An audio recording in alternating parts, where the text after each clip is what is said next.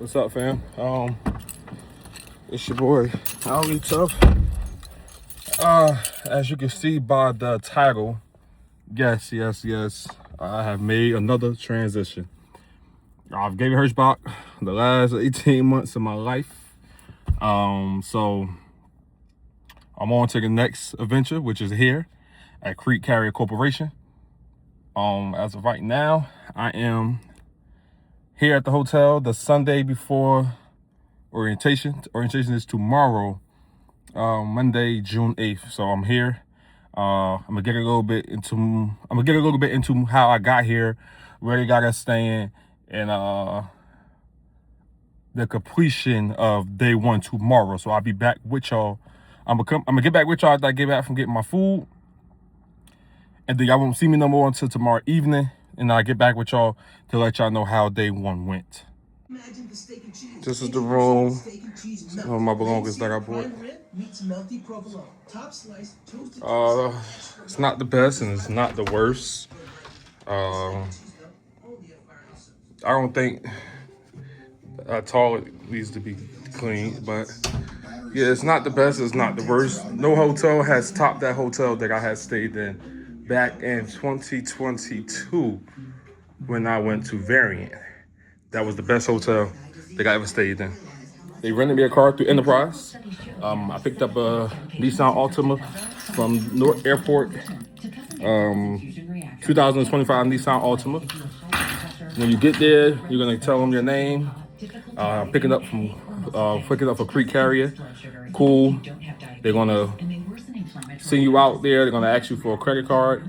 I don't know if you could give them a debit card. I'm not gonna say yes or no on that, but you have to give them a credit card from my experience and your driver's license. And Crete paid for everything, so that's it. The credit card is on hold just in case you run tolls or do anything like that. They'll take the money off that credit card, and then you keep those receipts and you send those to Crete, and Crete will reimburse you. That's pretty much for our transportation and lodging. Like I said, the rental car and the travel process is a 10 out of 10. Not sure if you don't get a rental car, if you don't want to drive, will they fly you, train you, bus you? I'm not sure. I was only 3 hours away down in Newark, New Jersey, coming up here to Mechanicsburg orientation. Like I said, the hotel is not the best, it's not the worst. I'm gonna just give it a 5 out of 10 because I got somewhere to lay my head in a cool environment, and I'm only here for two days. You know, I should be in my truck and ready to go from what I'm hearing by Wednesday. If anything changed, I will let you guys know. Hey guys. So I am back. So I'm back, but I am not at the end of day one, but I'm back at the end of day two. One more day to go. Orientation has been smooth sailing. It's 2:30 and I'm back in the hotel. Why am I back in the hotel at 2:30? Yesterday I was back in the hotel about 2:15. Well, I was the only person that showed up to orientation. So I think it was 4 of us scheduled, 1 canceled. No, two we scheduled, 1 canceled, something along those lines. Orientation is smooth sailing. Listen, guys, do all those 10th Street forms that they send you at home so you do not have to worry about doing that at orientation. Day one of orientation is going to be videos, it's going to be lessons, it's going to be packed, but if you listen and comprehend and take in what they're telling you, yeah, I'm telling you, it's going to be smooth sailing. Day 2 is going to be some testing. Testing is going to be smooth sailing. It's an open book test. They're going to give you the answers to the test. First test has 20 questions. First test has 50 questions. If you go through the testing and use your book, or you even just comprehend what they're saying through these slides, there's no way you should fail that test. I got 100 on both tests. What else do I want to say? I also want to mention this. Road testing was easy. Backing was easy. You're going to couple and uncouple. You're going to couple and uncouple the trailer. Well, I think she had me couple and uncouple because I was the only one there, so I had to pick up the tractor and put the tractor back where I got it from. So that was probably the only reason I had to couple and uncouple. But I don't know if you have to do both. But come on, you driving trucks, you coming to Crete, you got at least a year of driving experience, you should know how to couple and uncouple. 15-mile road test take about 20 25 to 30 minutes. Real simple. Drive like you got some sense, because you don't have the job yet. You don't work here. You have to show them that you are capable of doing this job and you are capable of doing it safely. Do that, you should be fine. You're going to do that on day one. Besides that, man, this orientation is pretty straightforward. I'm not about to go into detail and tell you, oh, it is this and this, because it's not. I can't really explain too much of what Crete do, because we don't want to, put too much out there. You know what I'm saying? They like to keep things private. We are allowed to do our social media things here and posting and things like that, but they don't want too much out there. So when it comes to orientation, what you know is what you're going to get. Day one, you're going to do videos and testing. Day two, you're going to do more videos and testing. And it's basically is no more than you doing testing on the culture of what you're learning about Crete, no more of the culture of what you're learning about Shaffer or whoever you may be driving for. Crete and Shaffer is really one culture, so I shouldn't have said it like that, but I think y'all got what I was saying. The testing is really no more than what you know about driving trucks, PC, yard move, driving status, on-duty status. When should you be using those HOS statuses? When should you not be using them HOS statuses? Come on, you should be able to pass the test on things like that.